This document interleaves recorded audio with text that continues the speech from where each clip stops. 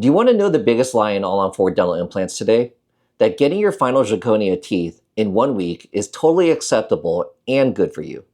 Their problem is they aren't giving you a better service. They're setting you up for a nightmare that will haunt you for years, and our prosthodontists are calling it exactly what it is, a trap. Today, our prosthodontists at North Texas Dental Surgery are exposing the dangerous reality behind same-week final teeth marketing. You'll discover why your gums and bone will shrink dramatically for months after extractions, why it's physically impossible to get your bite right when you're sedated and numb, and how that convenient final prosthesis will create massive gaps that trap food, ruin your speech, and ultimately cause your implant failure. Stay tuned for the shocking patient story of someone who couldn't eat without immediately running to the bathroom to clean out trapped food, and why practices push this timeline to cut overhead costs at your expense. We're revealing the real timeline your tissues need to heal and why rushing the process is a recipe for disaster that will cost you far more in the long run. Okay, so we've had a lot of patients come in over the years and they said, you can get your final teeth in 1 week, meaning your zirconia teeth within 1 week. They're like, that can't be right, right? And so like, I have my thoughts about that, but I wanna hear a prosthetic perspective. Just to kind of say right off the bat, I know that there's so much tissue healing, whether hard bone or soft tissue gum, your bone and gum is going to shrink significantly over the 5-6 months. We've had plenty of research papers that have been decades old that are talking about if you take your teeth out and you're heading into a denture, you're going to have a lot of bone and gum shrinkage, which is why that if you're looking at getting a final complete denture, you should wait at least 6 months before you start taking impressions for that, right? 5-6 months. Now, we understand that that can happen. So in order to not have a gap between your natural gums and your prosthesis, we should wait that 5-6 month period of time before we start taking impressions. But besides that, I know there's many implications that if I had a gun to your head and I said, could you properly put these patients in a final prosthesis and have that patient be happy for the rest of their life?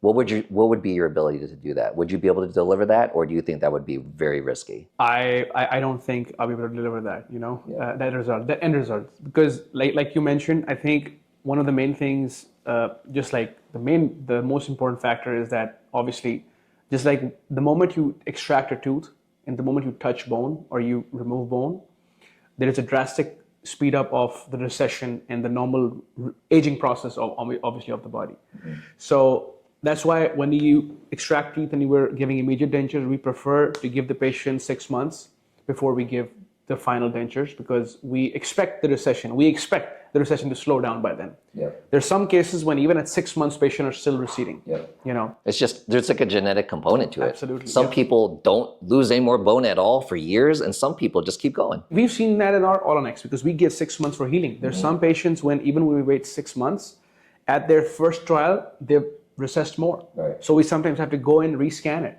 right? So imagine we're at 6-7 month mark and we're still receding, right? So I think that component is number one. When we do this procedure day one, patient is extremely numb, and a lot of time patient is sedated heavily. Patient is not in their proper senses or in their aesthetic appearance. The lips are being pulled to kind of help us with our surgery, and the lips swell up. Patient is numb, lips are not moving where they would be, the muscles are numbed as well. So essentially your aesthetics are never what they're going to be maybe in 3 weeks or 4 weeks. Right. So there's no way to see where your lips are going to end up being, which is what we see. When we deliver the teeth, we see that initially it looks really bad for some patients. But when they come back in 2 weeks, everything looks pretty good, right? So I think that's number one. Secondly, I think it's very hard to finalize the bite, especially when the patient is sedated and under the influence of so many medication. It's very challenging to get into a bite that the patient can be comfortable with long term. Which is why we typically do a 2-week bite adjustment, even for our temporaries. That way we know that what we did day one is still what we think is the right bite.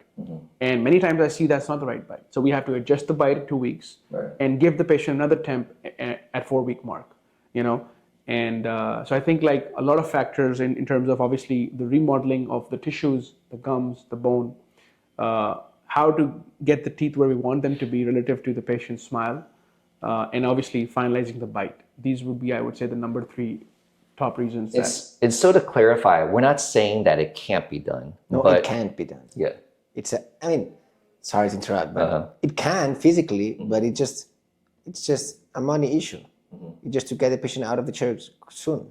I mean, that's my opinion. Oh, I think, wow. Like, so he's willing to go there. I mean, it's like a red line that you cannot cross. I think you're right. I think we can't do that. You can't do it physically. It's like, Hypothetically, if you had a robot patient, maybe like if you were talking about a lecture, you can possibly have that in a lecture. A patient has no remodeling, but realistically, it's impossible. I mean, you can, but like the tissue is gonna, the gums are gonna shrink. Yeah. The bone is gonna remodel, which means the bone is gonna shrink. Right. And we don't even know if those implants are gonna hold in the bone. Even Like, the how low would I put zirconia in? the more implants. I mean, you see, the more implants we place, the more implants that fail, because like not 100% of the implants integrate in the bone. So just taking into consideration that 85 to 90% of the implants on the top jaw and 90 to 25 at the bottom integrate. There's a 5 to 15% of them that don't integrate. Won't integrate for you, won't integrate for you, for no one. Just like human biology. So how can you give like fixed teeth on the following day? And then when the patient comes back with final teeth on the following, patient comes back after a few months, like there's going to be a huge gap, and then that's not going to be cleanable. So let's talk about that huge gap. What issues develop from a huge gap because that patient got a final set of teeth within 1 week? Mainly speech problems. If you leave a gap at the top between the gums and the patient's gums and the prosthetic gum, the air escapes or saliva escapes, patient's gonna be like, I cannot talk correctly. They have a lisp sometimes. Yeah. They whistle through it. Yeah. Or Food infection, hygiene problem. Yeah. Yep. And we go back. Hygiene problem is the major risk, is the major local risk factor for the long-term survival of implants. We know that systemic risk factors might be like diabetes or smoking, whatever. Well, smoking is local too, but let's say the major risk factor for me that it's our fault is if the prosthesis is not designed correctly. So what's the point of giving the patient like final teeth the following day? Those teeth are gonna make the implants fail in 5 to 8 years. You know what I mean? I think like going back to obviously like simplifying it to a patient perspective problem. Like we had the patient the other day who came back with a prosthetic where there was a big space. Amongst all the issues that you mentioned, she couldn't eat because she said every time I eat something, I have to immediately go to the restroom, use the water pick, get everything out. I can't talk to people when that happens because the moment I eat something, food gets stuck there. So I think like patient paid for something fixed, patient got something fixed, but patient can't even function with that fixed prosthetic. So I think the long-term outcome is severely impacted by giving a prosthetic that's loaded or finalized in the first couple of days. My hot take on why there are people out there that are trying to convince people to go into a final within 1 week is to decrease the overhead for that practice. They are trying to get that patient in and out as fast as possible because if you want to do things the right way, that does require time, that requires multiple appointments. Non-productive appointments. Exactly. You're not getting paid for those appointments because they're paying a package price.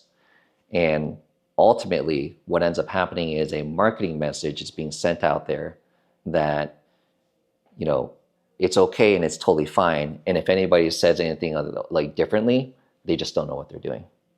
What are your thoughts about that? I think it's a valid point, and I have to assume that patients do come back to them, and then most likely what they would do is they would probably just fill that up with some temporary filling material, or maybe like even like actual filling material or cement, which is extremely contraindicated. Like we don't want that in our practice. Like especially like with the recession that you get, all the inside of your prosthesis will have to be filled again with something fake.